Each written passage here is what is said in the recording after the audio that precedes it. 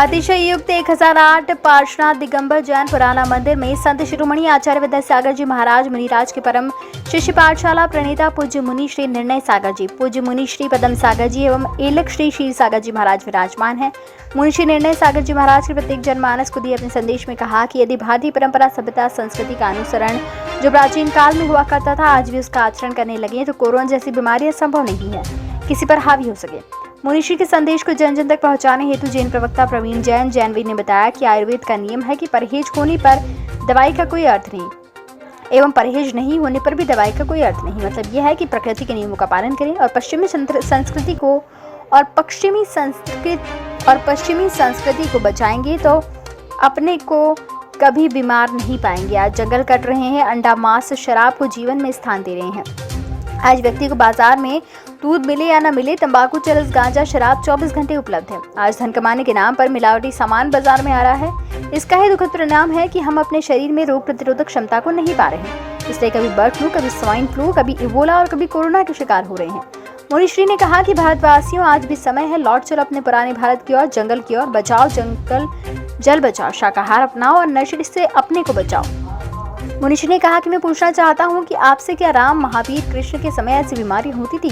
क्या हम भी राम महावीर कृष्ण की तरह सात्विक खाएं, सात्विक बोलें, सात्विक विचारों को रखें, तब ऐसी भयानक कोरोना जैसी महामारी को स्वयं और देश और विश्व को बचा सकते हैं।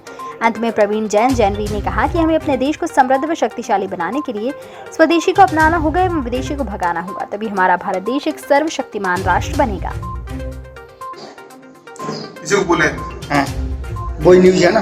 देखो, हमारे भारतवर्ष में अनादिकाल से ऋषि मुनि संत हुए, इन्होंने जीवन जीने की कला सिखाई। आज देख रहे हैं हम लोग पश्चिमी संस्कृति की नकल कर रहे हैं और नकल करने वालों से कहना चाहते हैं आप लोग पश्चिमी संस्कृति की जितनी चाहो उतनी नकल कर लो, तो याद रखना सूरज पश्चिम में डूबता है। क्या कहा?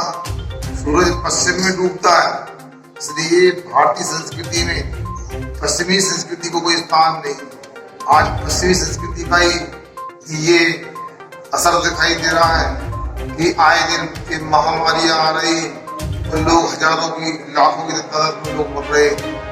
इसलिए हमारे यहाँ जो भारतीय परंपरा में जो व्यवस्थाएं हैं उनको अंगीकार करना चाहिए।